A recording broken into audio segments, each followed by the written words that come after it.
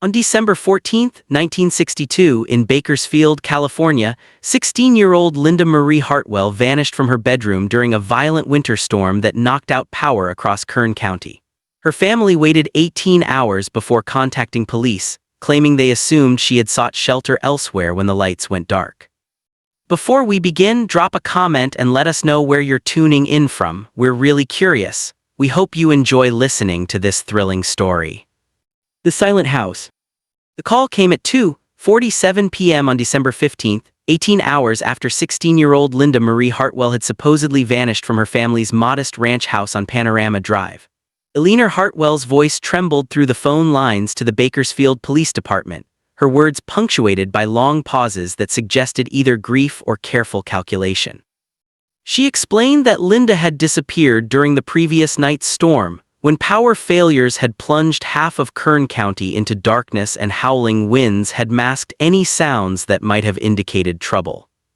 Detective Raymond Foster arrived at the Hartwell residence expecting a routine missing teenager case, but the family's behavior immediately suggested complications that went beyond adolescent rebellion or accidental misadventure.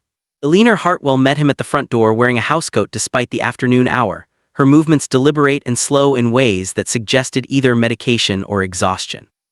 The living room carried the lingering scent of vanilla perfume mixed with cigarette smoke, creating an atmosphere that felt more like a wake than a missing person investigation.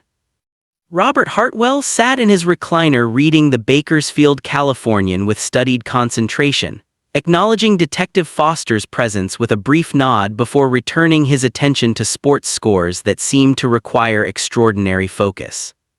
His wife explained that her husband dealt with stress by maintaining normal routines, but Foster noticed how Robert's hands trembled slightly as he turned newspaper pages and how his eyes never actually tracked the words he pretended to read with such absorption.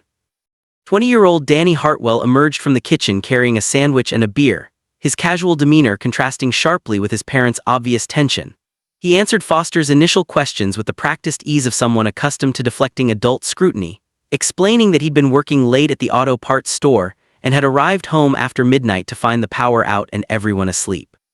His story possessed the smooth perfection that experienced investigators recognized as either truth or careful rehearsal. Linda's bedroom revealed the first concrete evidence that the family's explanations might be incomplete or deliberately misleading. The window remained locked from inside, contradicting their suggestion that she might have climbed out to meet friends or seek shelter elsewhere during the storm. Her winter coat hung undisturbed in the closet next to school clothes that had been laid out for Saturday morning, suggesting plans for a normal weekend that someone or something had interrupted permanently. The bed showed signs of disturbance that went beyond normal sleep patterns, sheets twisted and partially pulled from the mattress, pillows scattered on the floor, and a nightstand lamp knocked askew in ways that suggested struggle rather than peaceful departure. Detective Foster photographed everything while noting how the family watched his documentation process, with expressions that ranged from Eleanor's medicated detachment to Danny's barely concealed hostility toward police intrusion into their private grief. Foster's questioning revealed inconsistencies in the family timeline that grew more pronounced with each conversation. Eleanor claimed to have taken sleeping pills at 9 p.m. and remembered nothing until morning, but neighbors reported seeing lights moving through the house well past midnight. Robert insisted he'd fallen asleep watching television and hadn't awakened until dawn, despite the storm's intensity and the obvious sounds of distress that would have accompanied Linda's departure through a locked window. The basement access caught Foster's attention when he noticed fresh scratches around the door handle and muddy footprints that seemed inconsistent with normal household traffic.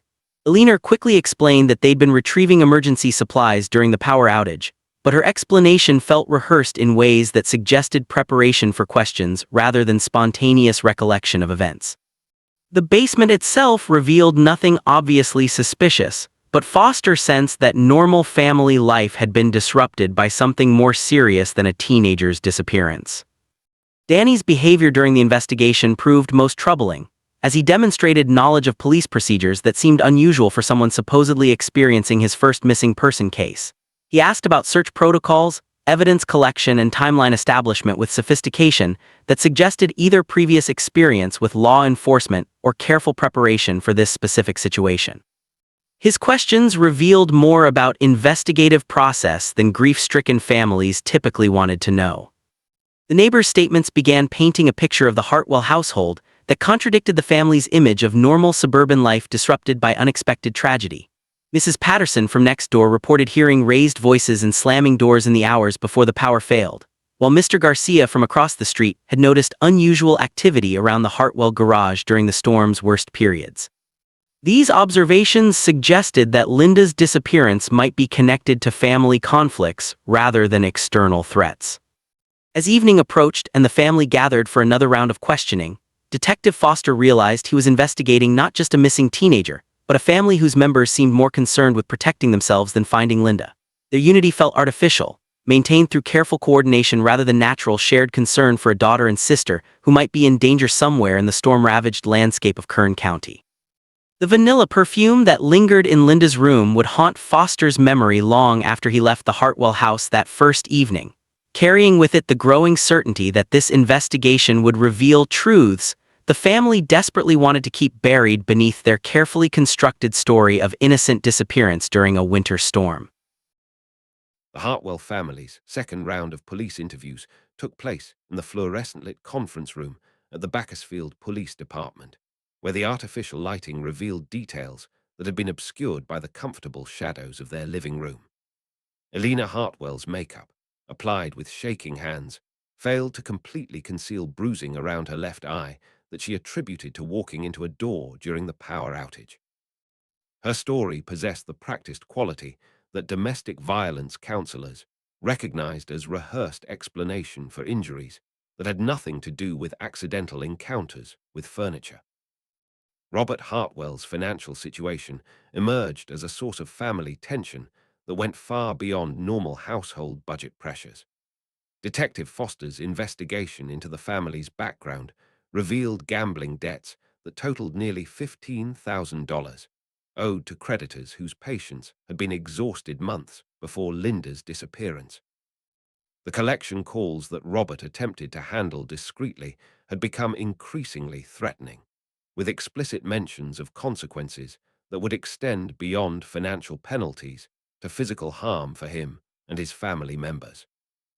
Danny Hartwell's employment at Morrison Auto Parts provided him with alibis that seemed solid until Foster spoke with his supervisor, who revealed a pattern of unauthorized absences and suspicious behavior that had placed Danny's job in jeopardy.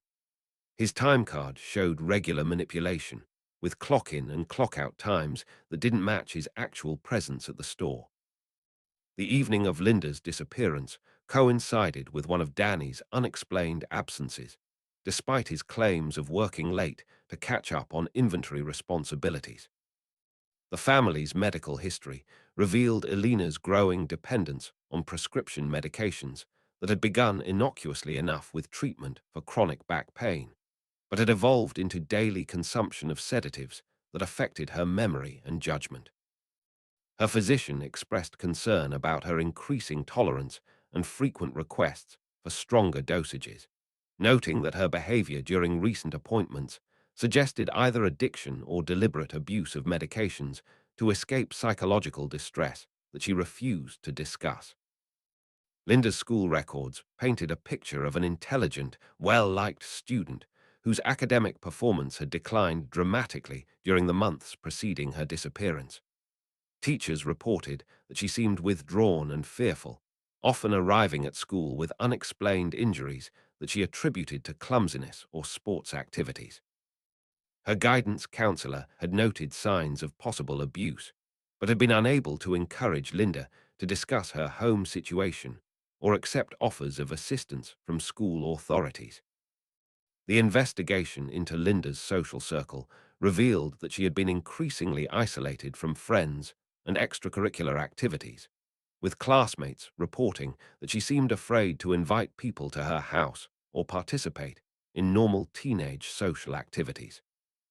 Her closest friend, Susan Martinez, remembered Linda mentioning that her family had secrets that could get everyone in trouble, but Linda had refused to elaborate despite Susan's encouragement to seek help from trusted adults. Foster's canvass of the neighborhood produced additional witnesses who had observed troubling patterns in the Hartwell household that contradicted the family's image of normal suburban life. Mrs. Chen from 2 houses down reported frequent late-night arguments that could be heard through closed windows, often involving raised voices and what sounded like physical altercations. She had considered calling police on several occasions, but had hesitated due to uncertainty about what she was actually witnessing and reluctance to involve herself in neighbors' private affairs. The sound of AM radio static became a recurring element in Foster's investigation as he interviewed family members who seemed to use background noise to fill uncomfortable silences during questioning. Elena would reach for the radio dial whenever conversations approached sensitive topics, while Robert used television volume as a barrier against discussions about his gambling or the family's financial situation. These audio diversions suggested deliberate strategies to avoid confronting truths that all family members understood, but none wanted to acknowledge openly. Danny's criminal history, previously unknown to Foster, emerged through juvenile court records that had been sealed but remained accessible to law enforcement investigation. He had been arrested twice during his teenage years for assault charges that were dropped when victims declined to press charges, suggesting a pattern of violence that had been successfully concealed from public knowledge. The incidents involved disputes with younger students who had supposedly provoked Danny's anger through minor infractions that seemed insufficient to justify his violent responses. The family's financial records revealed spending patterns that made no sense given Robert's modest income as a warehouse supervisor and Elena's part-time work at a local bakery. Large cash withdrawals appeared regularly in their banking history, often followed by deposits that suggested gambling winnings or other irregular income sources. The timing of these transactions correlated with periods of family tension that neighbors had observed but not understood. Physical evidence from Linda's bedroom continued to contradict the family's timeline and explanations for her disappearance. Forensic examination revealed bloodstains on the mattress that had been recently cleaned, but not completely eliminated, suggesting violence had occurred in the space where Linda supposedly slept peacefully until deciding to leave during the storm. The blood evidence was insufficient for immediate DNA analysis with 1960s technology, but Foster documented everything carefully for potential future examination. The basement yielded additional evidence that the family couldn't adequately explain. Fresh concrete patches in the floor that Robert claimed were routine maintenance, but which appeared inconsistent with the surrounding foundation work. Tool marks in the concrete suggested recent excavation and replacement, while the chemical smell of fresh cement contradicted Robert's claims that the repair work had been completed months earlier during normal household maintenance projects. As Foster compiled evidence from multiple sources, the pattern that emerged suggested a family united not by love or shared tragedy, but by collective participation in concealing crimes that would destroy them all if discovered. Their silence about Linda's fate seemed less like grief and more like conspiracy, maintained through fear of mutual exposure rather than loyalty to a missing daughter and sister, whose absence had brought dangerous scrutiny to secrets they had successfully hidden until December 14th changed everything forever. Mrs. Agnes Patterson had lived next door to the Hartwells for 14 years, long enough to witness the gradual transformation of what had once been a quiet, unremarkable family into something that made her increasingly uncomfortable about her proximity to their daily lives. At 68, she possessed the observational skills that came from decades of managing a household, while her husband worked long hours at the oil refinery, leaving her alone with time to notice patterns in neighborhood activities that others might miss or ignore. The night of December 14th had found Mrs. Patterson awake with insomnia that frequently plagued her during winter storms, when arthritis pain made comfortable sleep impossible regardless of the heating pads and medications she employed to manage her chronic discomfort. She had been sitting in her kitchen, reading a romance novel and drinking chamomile tea when the power failed, plunging both houses into darkness that revealed more than electricity had previously concealed. Her kitchen window overlooked the narrow space between the houses, providing an unobstructed view into the Hartwell's side yard and basement entrance that she had never particularly noticed during normal evening routines. The storm's intensity had initially masked sounds from next door, but during a brief lull in the wind around midnight, Mrs. Patterson heard voices engaged in urgent, angry conversation that seemed to emanate from somewhere below ground level rather than from the main house where family discussions typically occurred. The flashlight beams moving through the Hartwell basement had caught her attention because of their systematic, purposeful quality that differed from the random illumination someone might use to locate emergency supplies or check for storm damage. The lights moved in patterns that suggested organized activity involving multiple people working together to accomplish some specific task that required careful coordination and considerable time to complete properly. Mrs. Patterson's moral dilemma had begun forming that night as she realized she was witnessing something that the Hartwell family would never want her to see or remember. Her relationship with Elena had always been cordial but distant, limited to occasional conversations about gardening and weather that never progressed to genuine friendship or mutual confidence. She had noticed Elena's increasing dependence on prescription medications and Robert's frequent absences during evening hours, but had attributed these changes to normal middle-aged marital stress rather than more serious underlying problems. Danny's behavior toward Linda had troubled Mrs. Patterson for months before the girl's disappearance, as she had observed interactions between the siblings that seemed to involve more physical aggression than normal teenage conflicts typically generated. She had seen Danny grab Linda's arm hard enough to leave marks, witnessed him blocking her path when she tried to leave conversations, and noticed how Linda seemed to shrink away from her older brother in ways that suggested genuine fear rather than simple sibling rivalry. The sound of digging had lasted for hours during the storm, punctuated by periods of quiet conversation and the scraping of metal tools against concrete that created an unmistakable signature of excavation work being performed under cover of weather that masked both noise and visual observation from neighbors. Mrs. Patterson had remained at her kitchen window despite the cold drafts, compelled by growing certainty that she was witnessing something connected to Linda's absence from school and family activities during the preceding weeks. Her rotary phone had remained silent through the long night as Mrs. Patterson wrestled with competing obligations to community harmony and moral responsibility that seemed to pull her in opposite directions with equal force. She had no direct evidence of wrongdoing beyond suspicious activities that might have innocent explanations, but her intuitive understanding of human behavior suggested that families don't typically engage in middle-of-the-night basement projects during violent storms unless they're attempting to conceal something that can't wait for better weather.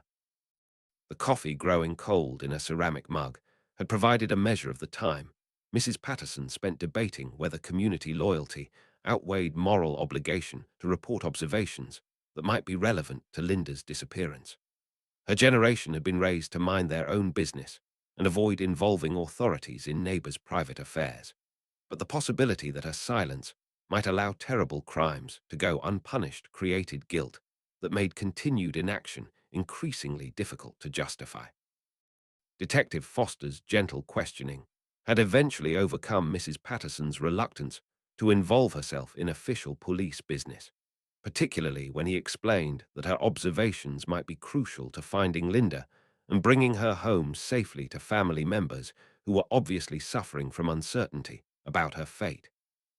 His professional manner and genuine concern for Linda's welfare convinced Mrs. Patterson that her moral obligation to help the investigation outweighed her discomfort about reporting neighbors who had always treated her with courtesy and respect. Her testimony provided the first concrete evidence that the Hartwell family's timeline contained significant gaps and contradictions that suggested deliberate deception rather than simple confusion about events during a chaotic night. The systematic nature of the basement activity she had witnessed indicated planning and coordination that seemed inconsistent with spontaneous responses to Linda's unexpected departure during the storm. The weight of bearing witness to potential evil had aged Mrs. Patterson visibly during the weeks following her police interview, as she realized that her decision to speak truthfully about what she had observed might lead to arrests and prosecution of people she had known as neighbors for over a decade. The comfortable assumptions about suburban safety and family normalcy that had previously defined her worldview had been shattered by the recognition that terrible things could happen behind familiar facades. Mrs. Patterson's eventual decision to provide complete testimony about December 14th represented a victory of conscience over convenience, but the emotional cost of that choice would burden her for the remainder of her life. She had learned that being a good neighbor sometimes required actions that felt like betrayal, and that moral courage often demanded abandoning the comfortable illusion that other people's business was none of her concern. The vanilla scent of her chamomile tea would forever remind Mrs. Patterson of the night she witnessed activities that suggested Linda Hartwell's disappearance involved family members working together to conceal evidence of crimes that had occurred in the basement space she could observe from her kitchen window during the storm that changed everything for everyone on Panorama Drive. Danny Hartwell's second police interview took place on a grey January morning when frost covered the parking lot outside the Bakersfield Police Department, and his breath formed small clouds as he chain-smoked Marlboro Reds while waiting for Detective Foster to arrive. At 20 years old, Danny possessed the wiry build and nervous energy of someone accustomed to physical labor, but his hands trembled slightly as he lit each new cigarette from the ember of the previous one, suggesting anxiety that went beyond normal discomfort about police questioning.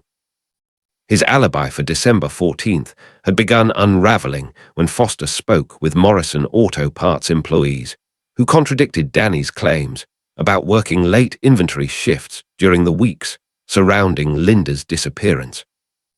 The store's time clock records showed a pattern of irregular attendance that his supervisor had been documenting for potential termination proceedings, with Danny frequently leaving work early or failing to appear for scheduled shifts without providing advance notice or acceptable explanations.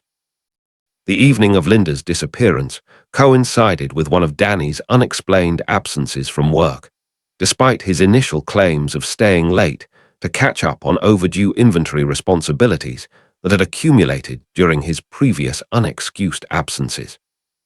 His supervisor confirmed that Danny had left work at his normal 6 p.m. quitting time and had not returned to the store despite telling police that he had worked until nearly midnight on emergency projects that required completion before the weekend.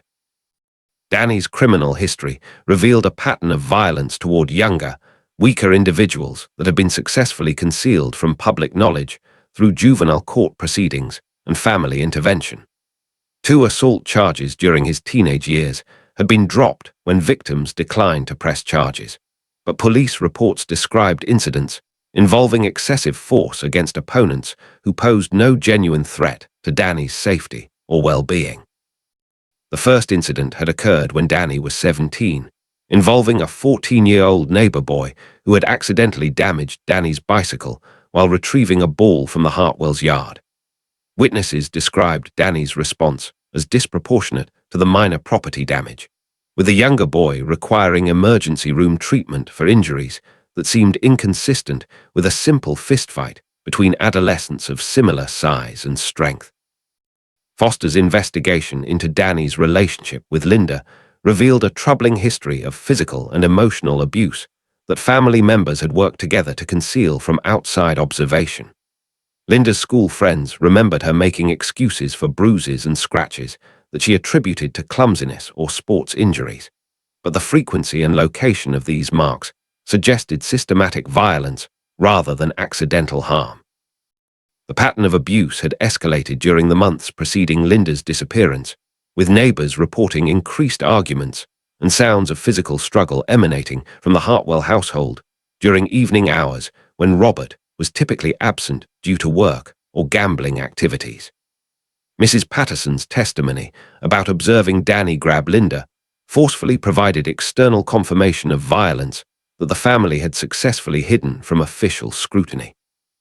Danny's defensive behavior during police questioning revealed sophisticated understanding of legal procedures that seemed unusual for someone supposedly experiencing his first encounter with law enforcement investigation. He asked about evidence collection protocols, witness statement procedures, and timeline verification processes with knowledge that suggested either previous experience or careful preparation for interrogation about specific criminal activities. His attempts to redirect suspicion toward external threats demonstrated familiarity with investigative psychology that went beyond what ordinary citizens typically learned from television or casual observation of police work. Danny suggested that Linda might have been targeted by strangers, kidnapped by transients, or victimized by random criminals in ways that revealed his understanding of how investigators typically approached missing person cases involving teenage girls. The physical evidence from Linda's bedroom contradicted every aspect of Danny's story about discovering her absence the following morning. Forensic examination revealed fingerprints on disturbed furniture that matched Danny's records from his juvenile arrests, indicating his presence in Linda's room during or immediately after whatever violence had occurred there. The positioning of overturned objects suggested struggle involving someone with Danny's height and strength, rather than external intruders unfamiliar with the house layout. Foster's reconstruction of December 14th placed Danny at home during crucial hours when Linda's fate was being determined, despite his claims of arriving after midnight to find everyone asleep and unaware of any problems. Neighbors' observations of voices and activity during the storm contradicted his timeline, while physical evidence from the basement suggested his participation in excavation work that continued through the night. The tobacco stains on Danny's fingers and the nervous chain-smoking that characterized his behavior during police interviews provided additional evidence of stress that seemed inconsistent with innocent concern about a missing sister. His consumption increased dramatically during questioning about specific time periods and locations, suggesting psychological responses to questions that touched on subjects he desperately wanted to avoid discussing. Danny's relationship with his parents revealed a family dynamic based on mutual protection from external consequences rather than genuine affection or shared moral values.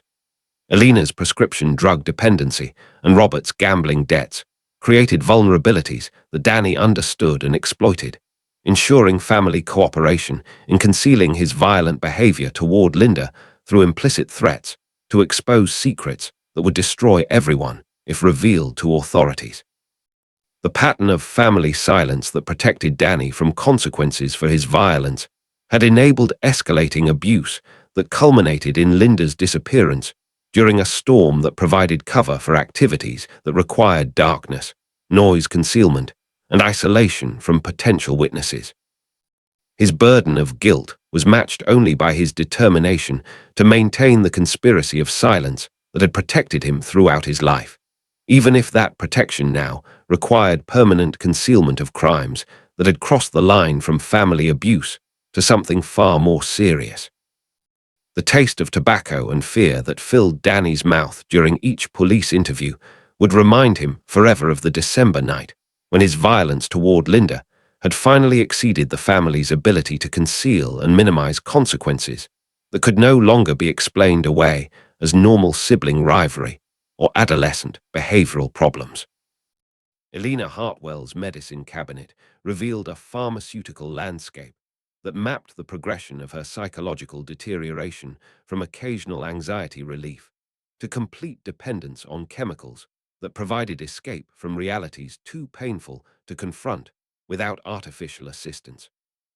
The amber bottles lined up like soldiers contained an arsenal of sedatives, tranquilizers, and pain medications that she had accumulated through multiple physicians who were either unaware of her broader prescription pattern or deliberately enabling her addiction for reasons of their own. Dr. Mitchell Warren, Elena's primary physician for 8 years, had initially prescribed Librium for anxiety related to what she described as marital stress and financial pressures that were affecting her sleep and general well-being. The medication had provided genuine relief during the early stages of treatment, allowing her to function normally while developing coping strategies for problems that seemed temporary and manageable with professional guidance and appropriate pharmaceutical support. The escalation to stronger medications had occurred gradually as Elena's tolerance increased and her underlying problems intensified rather than resolved through conventional treatment approaches. Valium replaced Librium when the original prescription lost effectiveness, followed by Seconal for sleep disorders that made rest impossible despite her exhaustion from managing household responsibilities, while avoiding confrontation with family members whose behavior had become increasingly unpredictable and threatening. Elena's requests for higher dosages had accelerated dramatically during the 6 months preceding Linda's disappearance, coinciding with escalating violence in the household that she felt powerless to prevent or control. Danny's abuse of Linda had created an impossible situation where maternal protection instincts conflicted with fear of her son's violence and recognition that intervention might trigger retaliation that could destroy what remained of family stability. Dr. Warren's notes revealed growing concern about Elena's increasing tolerance and frequent emergency requests for prescription refills that suggested consumption patterns far exceeding recommended therapeutic guidelines. Her explanations for lost medications, spilled bottles, and accelerated usage had become increasingly creative and implausible, indicating either deliberate deception or addiction-related cognitive impairment that affected her ability to accurately track her pharmaceutical consumption. The sound of pills rattling in amber bottles had become the soundtrack to Elena's daily existence, providing both comfort and anxiety as she monitored supply levels and calculated dosages needed to maintain the chemical buffer between consciousness and unbearable awareness of her family's dysfunction. Each bottle represented a different escape route: sleep, numbness, artificial calm, or temporary amnesia that allowed her to function without confronting truths that threatened her sanity. Elena's behavior on December 14th had been shaped by her evening medication routine that typically involved combining multiple prescriptions to achieve maximum psychological distance from family conflicts that had become too volatile and dangerous to manage through conventional means. Her claims of drug-induced sleep that prevented awareness of Linda's disappearance were complicated by neighbors' observations of lights and activity that suggested consciousness and participation in household events. Detective Foster's investigation into Elena's prescription history revealed a pattern of doctor shopping that allowed her to accumulate medications from multiple sources without triggering oversight mechanisms designed to prevent dangerous drug interactions or addiction development. Her sophisticated understanding of pharmaceutical names and effects suggested research and planning that went beyond casual misuse to systematic abuse of medical authority for recreational rather than therapeutic purposes.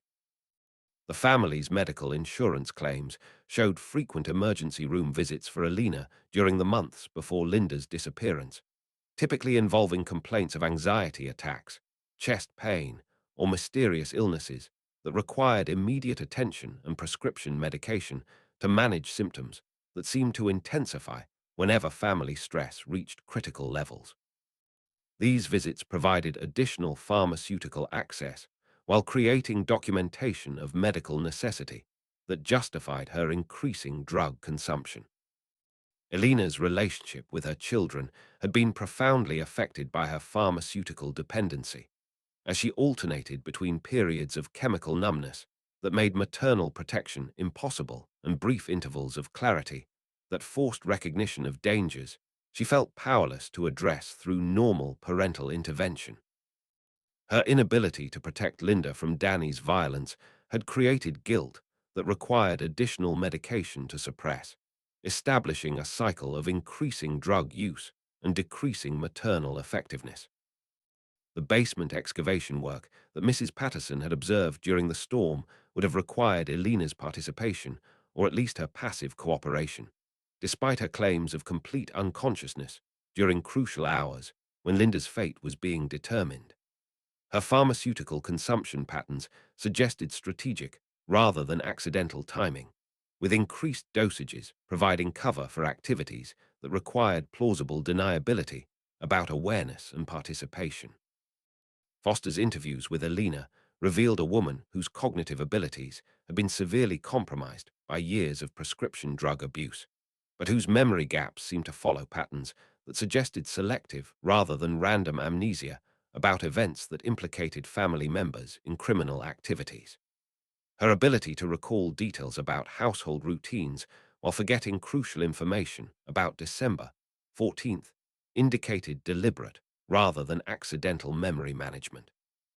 The progression of Alina's addiction had created a family dynamic where her pharmaceutical dependency provided cover for increasingly serious crimes committed by other family members who understood that her chemical impairment would prevent effective testimony or cooperation with law enforcement investigation. Her burden of addiction had become a family asset that enabled secrets and lies to flourish in the artificial fog of pharmaceutical-induced confusion that surrounded everything she experienced. Alina's morning ritual of sorting pills and calculating dosages would forever remind her of the December night when her chemical escape from reality had provided cover for activities that crossed the line from family dysfunction to criminal conspiracy, leaving her trapped between addiction that made normal life impossible and sobriety that would force recognition of truths too terrible to survive without pharmaceutical assistance. Robert Hartwell's gambling addiction had begun innocuously enough with weekly poker games at Morrison's Tavern, where warehouse workers and blue-collar neighbors gathered Thursday evenings to play five-card stud for stakes that rarely exceeded a man's daily wages.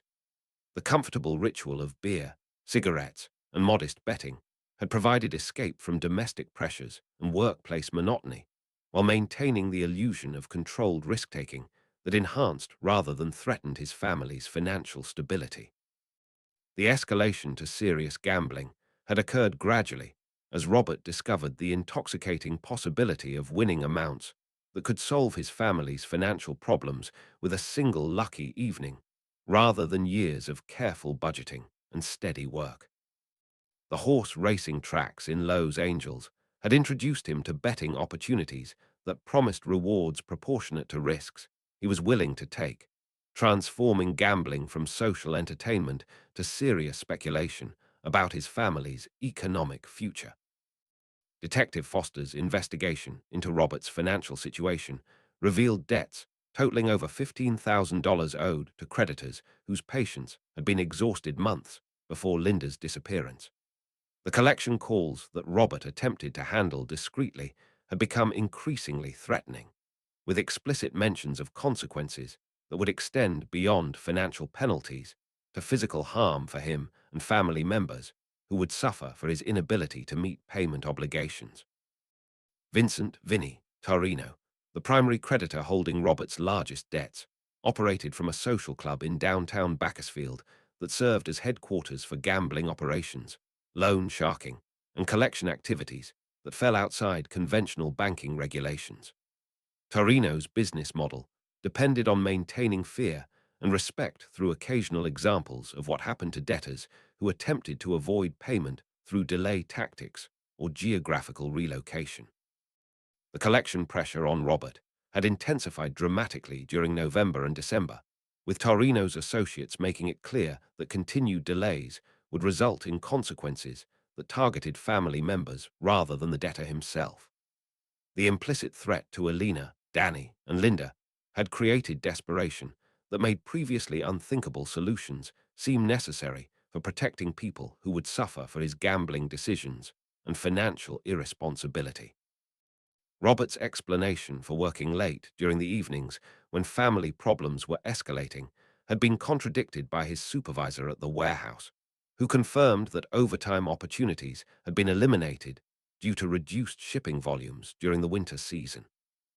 His actual whereabouts during these absences remained mysterious, but telephone records revealed frequent calls to numbers associated with gambling establishments and criminal organizations that operated beyond law enforcement oversight. The leather wallet that Robert carried had become a source of constant anxiety as he monitored cash levels and calculated minimum payments needed to prevent immediate retaliation while buying time for gambling wins that might resolve his debt crisis through spectacular luck rather than systematic repayment. The wallet's worn condition reflected years of nervous handling during conversations about money that he couldn't afford to spend, but couldn't resist risking on outcomes beyond his control. Foster's interviews with Morrison's tavern regulars revealed that Robert's gambling behavior had changed dramatically during the months before Linda's disappearance, with his betting becoming increasingly desperate and his losses mounting faster than his modest warehouse wages could absorb. Other players had noticed his agitation and reckless decision-making that suggested psychological pressure beyond normal financial concerns about household budgets and family expenses. The connection between Robert's gambling debts and Linda's fate became clearer when Foster discovered that Torino's organization sometimes accepted alternative forms of payment from debtors who lacked sufficient cash to satisfy their obligations. These arrangements typically involved services or cooperation that allowed creditors to expand their criminal operations while providing debtors with opportunities to work off debts through activities that didn't require immediate cash payments.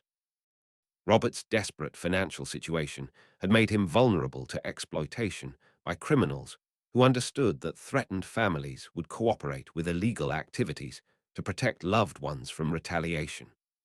The timing of Linda's disappearance coincided with Torino's final ultimatum about payment that was due immediately regardless of Robert's ability to raise the necessary funds through legitimate employment or family resources. The basement excavation work that had occurred during the December storm would have required tools and expertise that Robert possessed through his warehouse job, where he routinely handled heavy machinery and construction equipment that could be adapted for purposes beyond normal commercial applications. His cooperation in concealing evidence would have been ensured through threats that made resistance more dangerous than participation in criminal activities. Foster's reconstruction of events suggested that Robert's gambling debts had created external pressure that transformed family dysfunction into criminal conspiracy, with creditors demanding cooperation in activities that went beyond simple debt repayment to include services that implicated the entire family in covering up crimes that none of them had initially intended to commit. The desperation created by impossible financial obligations had made previously unthinkable choices seem like necessary survival strategies. Robert's final conversations with Torino's associates had been monitored through wiretaps that revealed discussions about alternative arrangements and family cooperation that would satisfy debt obligations while providing the criminal organization with additional leverage over people who had participated in concealing serious crimes.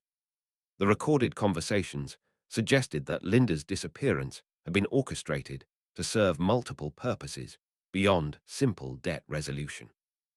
The smell of old leather from Robert's worn wallet would forever remind him of December nights when he had calculated and recalculated debts that could never be repaid through honest work, ultimately accepting solutions that required sacrificing family members to protect himself from consequences that seemed more immediate and threatening than the long-term moral costs of cooperating with evil that masqueraded as financial necessity. The systematic examination of Linda's bedroom revealed physical evidence that contradicted every aspect of the Hartwell family's carefully constructed story about her voluntary disappearance during the December storm. Luminol testing, a relatively new forensic technique in 1962, caused previously invisible bloodstains to fluoresce under ultraviolet light, exposing patterns of spatter and cleaning attempts that painted a horrific picture of violence, occurring exactly where the family claimed Linda had slept peacefully until deciding to leave home. Detective Foster's methodical documentation of the crime scene uncovered blood evidence on the mattress, wall surfaces, and floorboards that had been hastily cleaned, but not completely eliminated by family members who understood the necessity of concealing violence, but lacked sophisticated knowledge about forensic detection methods. The distribution patterns suggested prolonged struggle involving significant blood loss that contradicted any possibility of Linda leaving the house alive and uninjured. The hasty paint job, covering blood spatter on the bedroom walls, became visible under forensic examination, revealing brushstrokes and color variations that indicated recent application over existing stains rather than routine maintenance or decorative improvement. The paint fumes that Alina attributed to pre-Christmas home improvement projects were actually evidence of desperate attempts to conceal crime scene evidence before police investigation could document proof of violence. Disturbed floorboards beneath Linda's bed showed tool marks consistent with recent excavation work that had required removing sections of subflooring to access the basement space below her bedroom. The precision of the cuts suggested planning and preparation rather than emergency response, indicating that the family had anticipated the need to conceal evidence in locations that would normally escape casual observation by investigators conducting routine missing person searches. The basement itself revealed extensive evidence of recent concrete work that Roberts' claims of routine maintenance could not adequately explain. Fresh cement patches in the floor showed signs of hurried application, with surface irregularities and cure patterns that indicated emergency repair work rather than planned improvement projects. The chemical smell of wet concrete that lingered weeks after the supposed completion of repairs suggested much more recent excavation and replacement activities. Foster's discovery of blood traces in basement drain systems provided additional evidence that Linda's murder had involved substantial cleanup operations designed to eliminate forensic evidence from multiple locations throughout the house.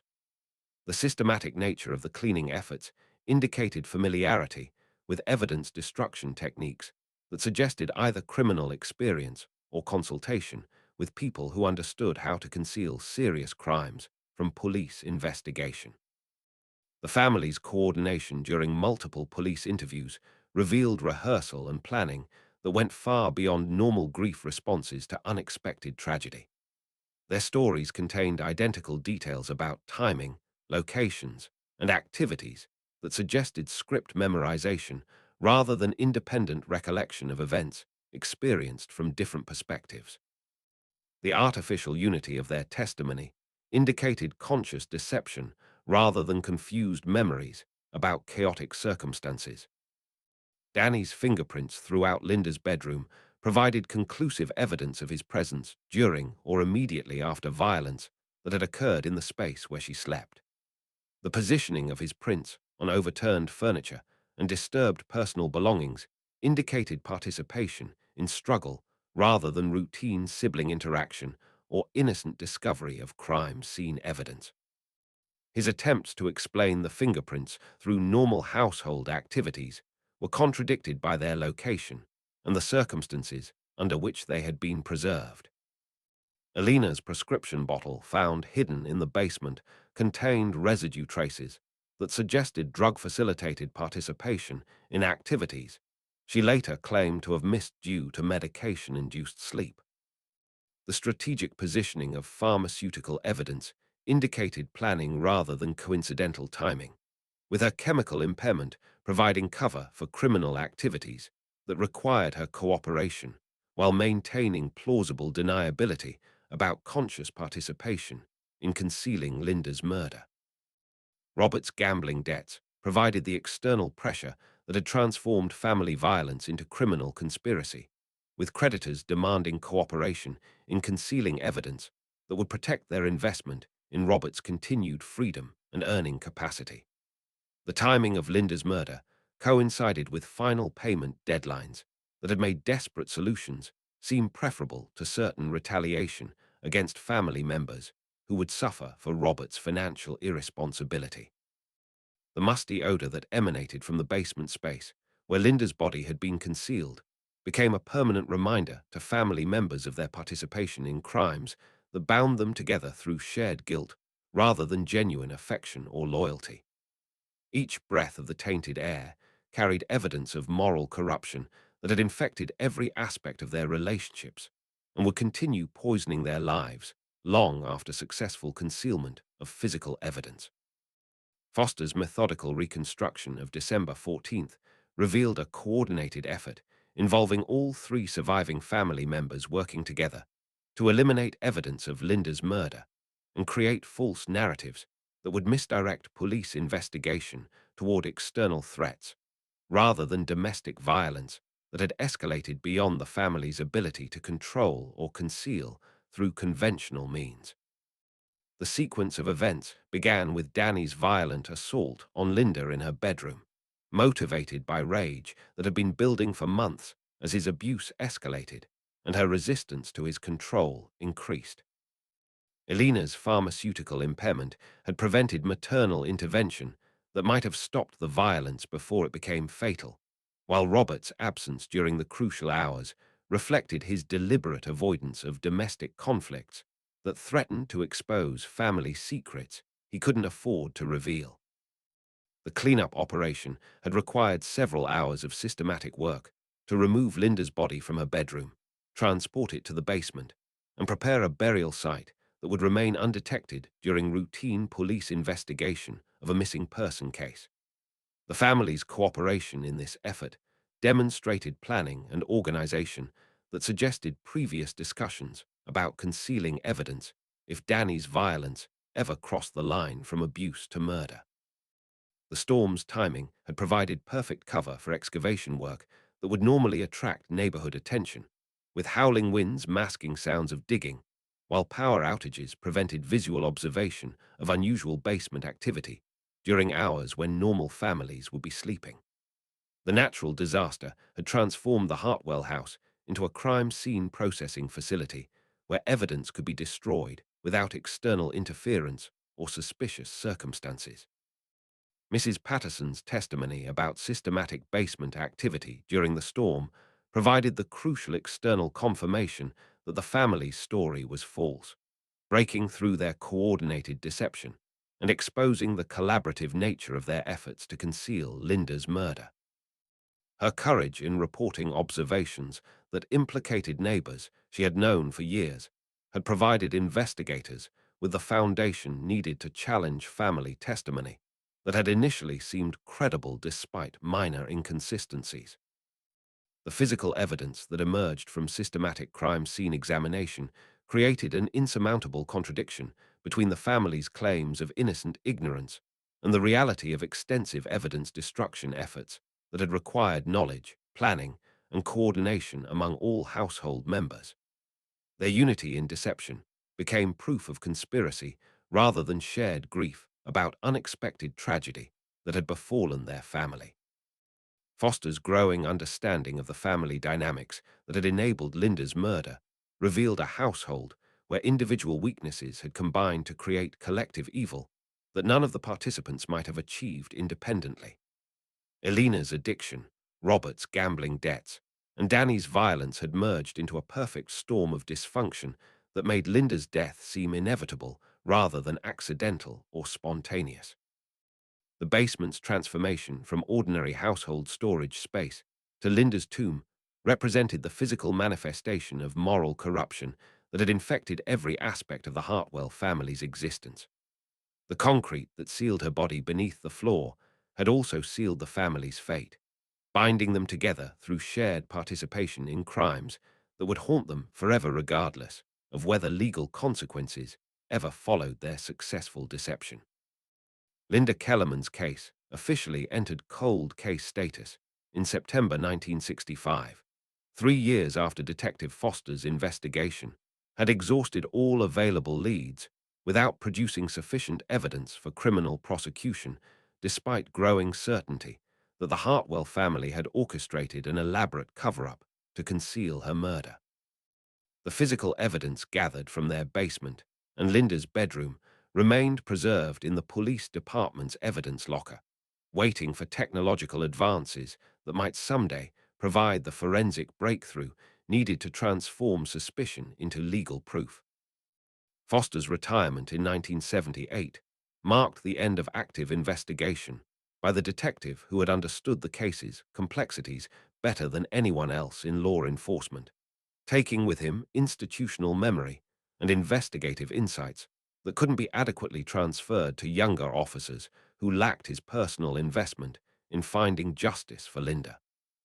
His final case notes reflected frustration with a legal system that required proof beyond reasonable doubt, even when moral certainty about guilt seemed absolutely clear to experienced investigators. The Hartwell family's continued residence on Panorama Drive became a source of ongoing discomfort for neighbors who suspected their involvement in Linda's disappearance, but lacked concrete evidence to justify social ostracism or direct confrontation about events that remained officially unsolved. Mrs. Patterson's courage in providing police testimony had created lasting tension with people who viewed her cooperation as betrayal of community solidarity, rather than moral obligation to seek justice for murdered children. Elena's prescription drug dependency had progressed to complete pharmaceutical incapacitation by the early 1970s, with her addiction serving as both punishment and protection for participation in concealing her daughter's murder. Her chemical fog prevented normal grief processing, while ensuring that she would never possess sufficient cognitive clarity to confess or cooperate with renewed investigation efforts that might emerge from changing social attitudes about family violence and women's rights. Danny's employment history revealed a pattern of job instability and workplace conflicts that reflected psychological pressure from concealing crimes that had required constant vigilance to maintain. His violent tendencies, previously directed primarily toward Linda, had generalized to include conflicts with supervisors, co-workers, and anyone whose authority or proximity triggered memories of the night when family violence had crossed the line from abuse to murder that implicated everyone in criminal conspiracy. Robert's gambling addiction had continued despite the resolution of his debt crisis through Linda's murder, suggesting that his relationship with risk and consequences had been permanently altered by participation in criminal activities that had eliminated immediate threats while creating long-term psychological burdens that required ongoing escape through alcohol and continued betting on outcomes he couldn't control or predict. The basement space, where Linda's body remained concealed, had been converted into Robert's workshop area, filled with tools and projects that provided legitimate explanations for his frequent presence in the location where evidence of his family's crimes lay buried beneath concrete that he maintained and monitored for signs of disturbance or deterioration. His woodworking hobby had become an obsession that kept him close to secrets that required constant protection from discovery. Periodic attempts to revive Linda's case had emerged during the 1970s, whenever new missing person investigations revealed similarities to circumstances surrounding her disappearance, but none of these efforts had produced breakthroughs sufficient to overcome the evidence destruction and family coordination that had successfully concealed the truth for over a decade. The passage of time had strengthened rather than weakened their conspiracy of silence. The sound of wind through empty rooms had become a permanent feature of the Hartwell house, as family members avoided spaces that carried memories of December 14th and its aftermath.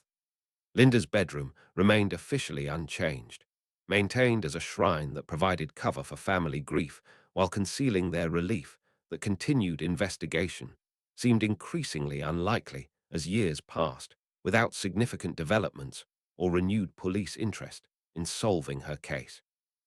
Detective Walsh's assignment to Cold Case Review in 1985 had brought fresh perspective to Linda's file, but her efforts to interview family members had encountered resistance and evasion that reflected years of practice at avoiding questions about events that remained too dangerous to discuss honestly. The family's coordination in maintaining their original story had been refined through repetition until their deception seemed natural rather than rehearsed. Mrs. Patterson's death in 1987 had eliminated the most credible witness to suspicious basement activity during the December storm, removing external corroboration that had provided the foundation for challenging family testimony about their ignorance of Linda's fate. Her funeral had been attended by Elena and Robert, who expressed appropriate sympathy while privately celebrating the elimination of someone whose honesty had threatened their successful concealment of murder. The neighborhood's transformation during the 1980s had brought new residents who lacked historical knowledge about Linda's disappearance, allowing the Hartwell family to present themselves as tragedy victims rather than suspected perpetrators of crimes that had shocked the community during an earlier era. The passage of time had provided cover that made their continued presence in the house seem normal rather than suspicious to people unfamiliar with the case's details. Foster's occasional visits to Panorama Drive during his retirement had revealed a family aging under the weight of secrets that had defined their existence for decades, with each member showing signs of psychological deterioration that reflected the ongoing stress of maintaining lives that required constant coordination and vigilance. Their success in avoiding legal consequences had come at the cost of normal human relationships and emotional development.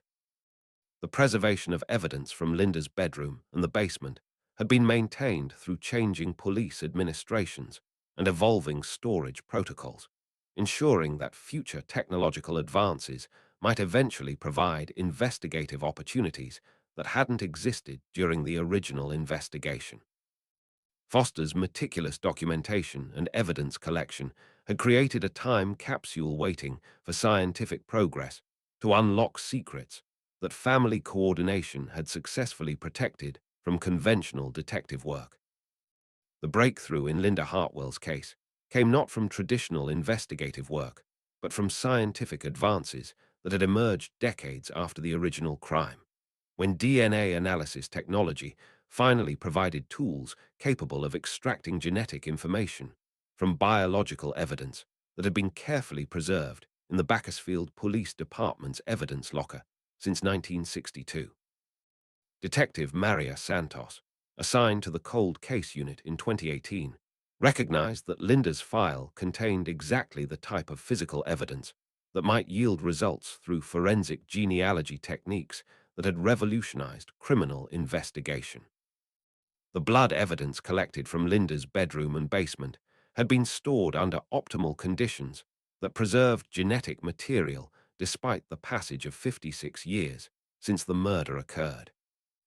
Advances in DNA extraction and amplification had made it possible to develop genetic profiles from minute biological samples that would have been useless with earlier technology, providing new hope for cases that had seemed permanently unsolvable due to limitations of 1960s forensic capabilities. Forensic genealogy represented a revolutionary approach to criminal investigation that combined traditional DNA analysis with genealogical database searches to identify suspects through family relationships rather than direct matches to known offenders.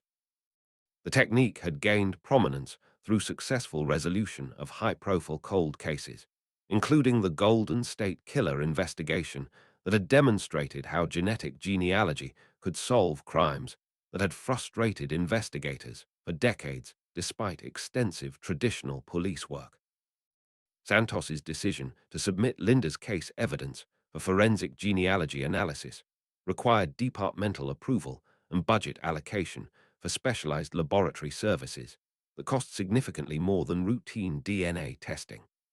The investment seemed justified given the case's historical significance and the possibility that success might provide closure for a family tragedy that had remained unresolved for over half a century, even though all original suspects were now deceased. The laboratory analysis revealed DNA evidence from multiple contributors in blood samples collected from Linda's bedroom, confirming that her murder had involved several people working together rather than a single perpetrator acting alone. The genetic profiles matched patterns consistent with family relationships, suggesting that Linda's relatives had participated directly in violence rather than simply concealing crimes committed by outsiders or strangers who had targeted the household randomly. The process of building family trees from genetic evidence required months of careful research, as genealogists traced DNA matches through multiple generations of Hartwell family history, identifying relatives and descendants who might provide additional genetic samples for comparison purposes. The work demanded expertise in both genetics and genealogy that hadn't existed during the original investigation, when such techniques remained decades away from practical application. The quiet hum of computers processing genetic data in climate-controlled laboratories represented a stark contrast to the manual investigative methods that Detective Foster had employed during the 1960s, when police work depended primarily on witness testimony, physical evidence, and careful observation rather than scientific analysis that could reveal secrets hidden at the molecular level. The technological revolution in criminal investigation had finally caught up with crimes that had previously escaped justice. Santos's coordination with genealogy experts required learning new vocabulary and concepts that hadn't been part of traditional police training, as forensic genealogy demanded understanding of genetic inheritance patterns, database architecture, and statistical probability calculations that determined the reliability of family relationship identifications. The science involved in modern cold case investigation had become as important as traditional detective skills. Emotional complexity of pursuing justice for victims whose families had been destroyed by the crimes being investigated created ethical dilemmas that hadn't existed during the original case. Elena, Robert, and Danny Hartwell were all deceased by 2018, meaning that successful prosecution would be impossible regardless of what genetic evidence revealed about their participation in Linda's murder. The investigation's value lay in providing truth rather than legal consequences.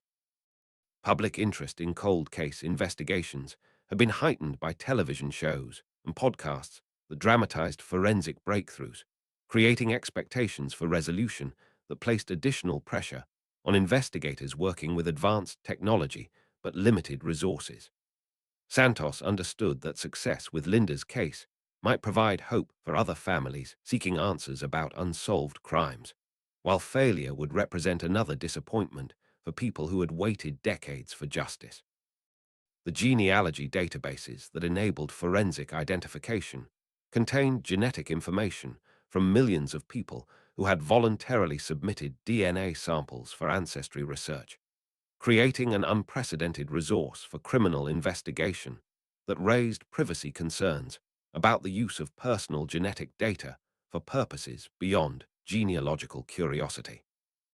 The ethical implications of using consumer genetics for police work remained controversial, despite the technology's obvious benefits for solving serious crimes.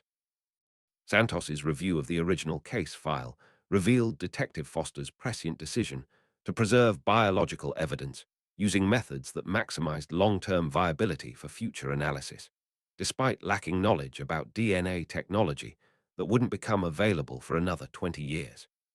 His careful evidence collection had created opportunities for justice that seemed impossible during the 1960s, when forensic science possessed far more limited capabilities.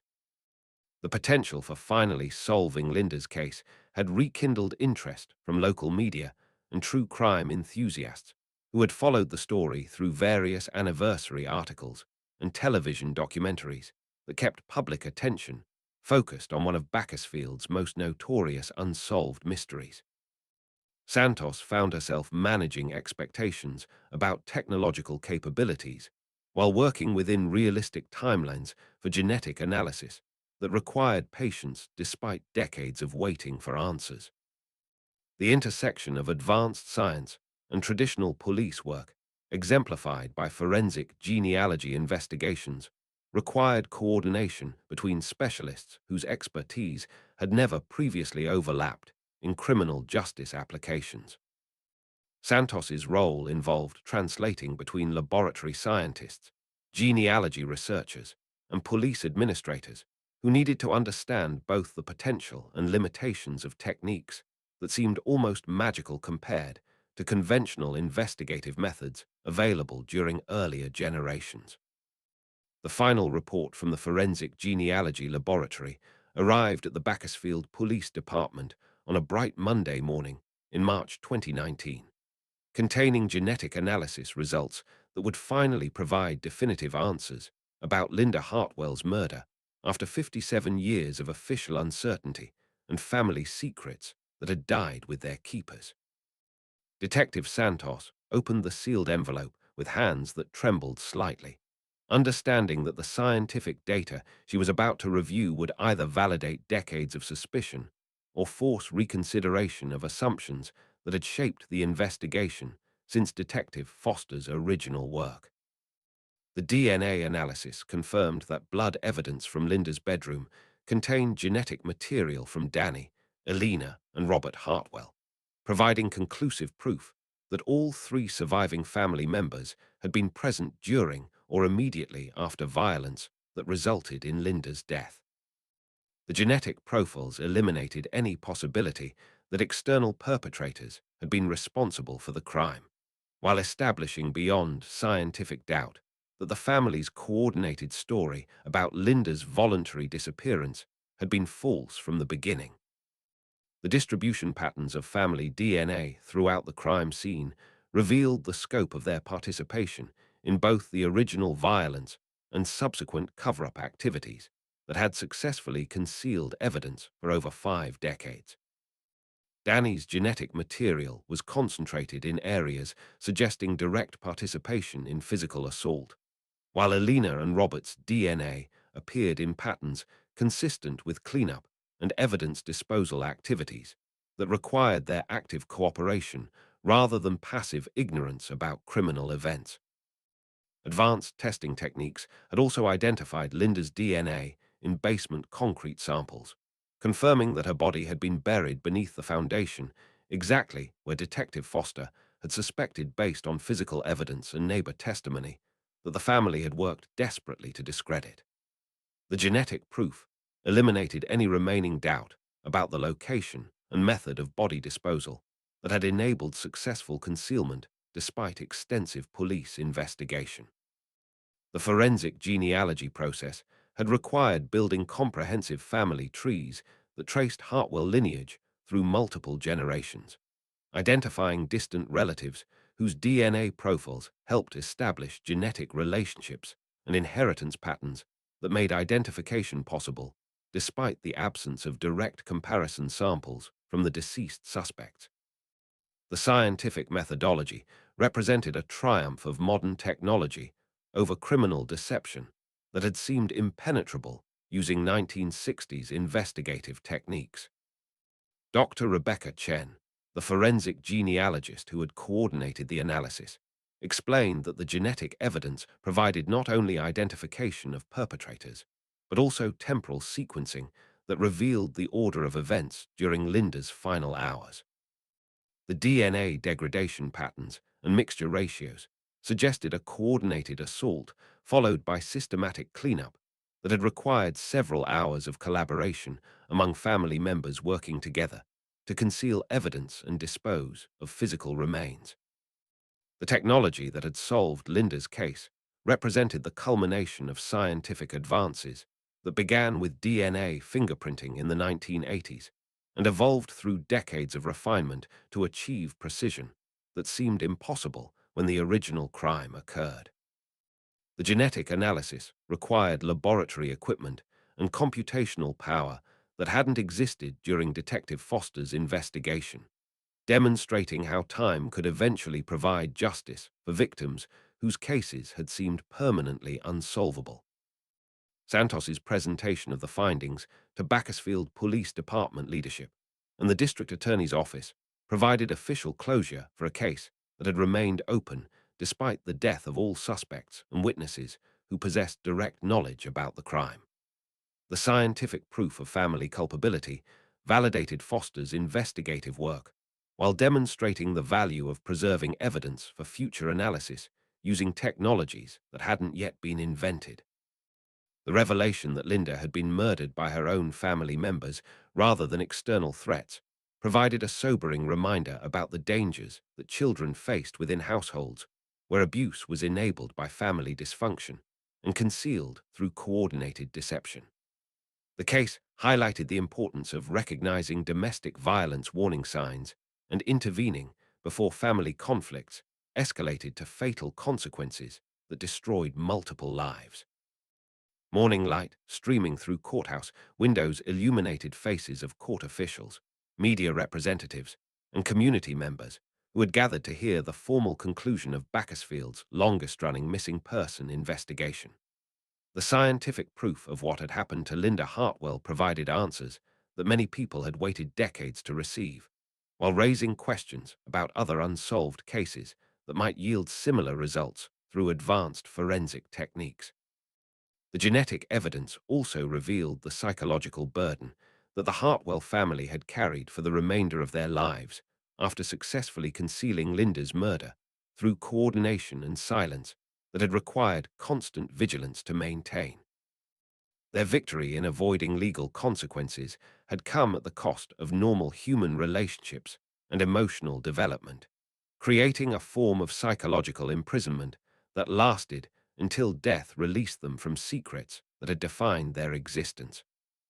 Santos's final report emphasized the collaborative nature of modern cold case investigation, which required coordination between traditional police work, advanced laboratory science, and specialized genealogical research that combined to achieve results impossible through any single investigative approach. The success demonstrated how patience and technological progress could eventually overcome even the most sophisticated criminal deception when evidence was properly preserved and investigated with appropriate scientific methods. The preservation of Linda's memory through continued investigation efforts had ensured that her story would serve as a reminder about the importance of protecting vulnerable family members and seeking justice for victims regardless of how much time had passed since their deaths. The scientific breakthrough that finally solved her case provided hope for other families seeking answers about missing loved ones whose fate remained unknown despite years of uncertainty and grief.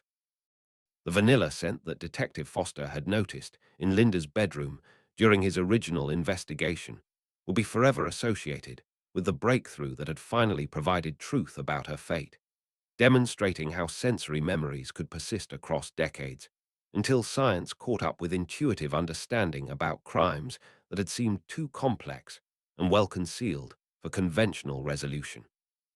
The genetic evidence had validated human instincts about evil hidden behind suburban normalcy, while providing the proof needed to officially recognize Linda as a murder victim rather than a missing person. The final entry in Linda Hartwell's case file recorded the scientific confirmation that she had been killed by family members who had spent the remainder of their lives successfully concealing their participation in her murder through coordination and silence that had protected them from legal consequences while condemning them to psychological punishment that lasted until death. The truth revealed through genetic analysis had provided justice of a different kind than courtroom conviction, but justice nonetheless for a 16-year-old girl whose only crime had been existing in a household where individual weaknesses had combined to create collective evil that consumed her life and destroyed her family's capacity for redemption. Did you like the story? And which city are you listening from? Let's meet in the comments. If you liked the story, you can support me by sending a super thanks so I can keep bringing more stories like this. Thank you so much for your sweet support. I'm looking forward to your comments on the story. On the screen, you can see 2 new life stories that I highly recommend. There's so much more on my channel. Don't forget to subscribe. See you in the next life story. With love and respect,